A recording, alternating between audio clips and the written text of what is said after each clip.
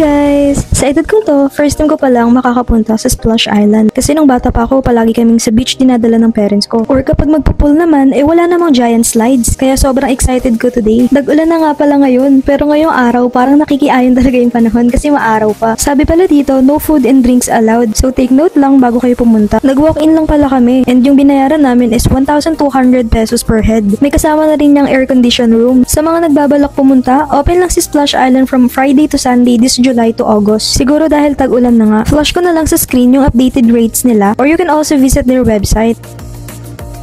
After magbayad, diretso na kami sa entrance. Meron lang ditong bag check, then hinanap na namin yung room namin. Maliit lang yung room pero grabe, super lakas ng aircon swear. May pillows and blanket naman nakasama. Ang ganda rin ng spot na binigay sa amin kasi nasa tapat kami ng kiddie pool. Tapos nasa likod lang namin yung food stalls at restroom. Super convenient niya. 2:30 PM na nga pala kami nakarating kanina. Kaya inayos lang namin yung gamit, nagbihes, then labas agad kasi may schedule yung mga slides dito. Unang stop sana namin ay sa mga slides pero sarado pa nga yung iba. And buti na lang may tarp na nakapost dito. Nakasulat dito yung mga opening hours. So while waiting, tumambay muna kami dito sa may Balsa River. Na-enjoy ko nga talaga yung pagsakay dito sa Balsa River kasi nakahiga ka lang dito sa malaking salbabida habang hinaanad ka ng tubig. After namin dito sa Balsa River, pumunta naman kami sa King Philippine Slide. Grabe, sa hagdan po lang sobrang hingal na hingal ka na. Kaya bago kayo mag-slide, magpahinga muna kayo pagdating niyo sa taas. Sini ko na yung pinaghawak ko ng cam, baka kasi mabitawan ko eh. Check nga natin yung reaction niya.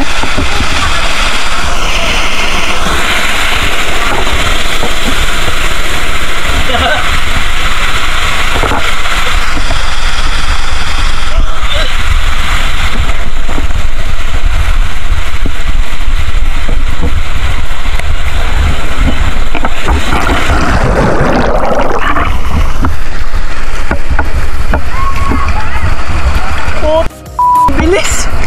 Bilis na! Takot ako! Ay! Ano kung takot ako ga? Tapos yung next slide naman namin ay itong Magellan's Drop. Nakabahan ako kasi ang taas pala nito, grabe. Tsaka kailangan pala nakadapa ka pag nag-slide ka dito.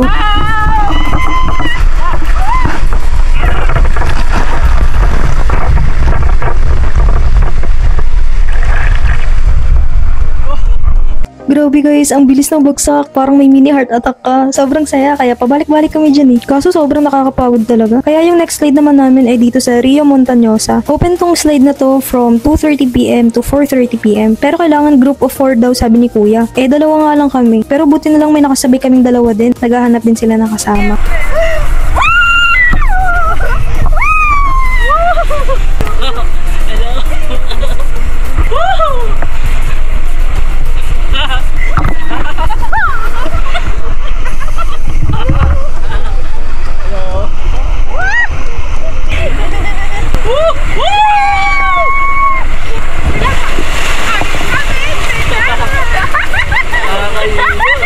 Grabe, legit pala talaga yung napapanood ko sa mga vlog. Nakakatakot siya, yung feeling mo lalagpas ka na sa slide. Pero ang saya kasi walang pila kaya nakailang ulit din kami dyan. Napagod na nga kami kakakakyat panaog. Kaya pumunta na kami sa Agus River o yung tinatawag nilang wave pool. Ko na nga na-film kasi nalobat na rin yung camera ko. Tsaka reminder lang, strict sila sa schedule. Pag di mo naabutan yung first batch ng opening nila, may second wave pa naman. Oo nga pala guys, buy your food before 5 PM kasi nagsasara yung mga food stall by then. At after ng mga activity namin, bumalik na muna kami sa room. Dahil tapat lang din naman to ng kiddie pool, dito na lang muna kami tumambay. Nakaka-relax din kasi parang massage yung fountain nila. Kung may toddler kayong kasama, bantayan yung maigi kasi malakas yung bagsak ng tubig sa balde. Baka masaktan yung mga bata. Nagkayaan na rin kami magbanlaw at magbihes. Since close na nga yung food stall ng gabi, pwede na ito magpa-deliver ng food kaya nag-grab na lang din kami. Ang cool nga dito eh, may bonfire sila pag gabi. Dito na namin kinain yung in-order namin na food kasi ang ganda rin ng ambience. Super sulit kahit hapon na kami dumating. After kumain, nagkwentuhan lang din kami dito ng mga bagay-bagay. Hindi ko nga alam kung bakit ngayon lang namin naisipan mag-Splash Island. Palagi naman kami pabalik-balik sa south. Tsaka super lapit lang din ito sa Taytay. Almost 1 hour and 30 minutes nga lang yung biyahe namin kanina eh. So ayun, after ng bonfire, bumalik na rin kami sa room. And again, super lamig ng aircon. Kaya ang sarap talaga ng tulog ko. Ang galing talaga ng receptionist kanina. Nilagay kami malapit sa restroom. Kasi saktong-sakto lagi ako nagigising ng hating gabi para mag-CR. Nakatulog na rin naman kami agad. Kasi kahit maliit yung room, ang comfortable niya tulugan. Ito na nga yung day 2. Pagkagising namin, nagkape muna kami. At kung mapapansin nyo, same pa rin yung suot namin. Inulit na lang kasi namin kasi pampaligo lang naman to. Ayaw na namin magbasa ng panibagong damit.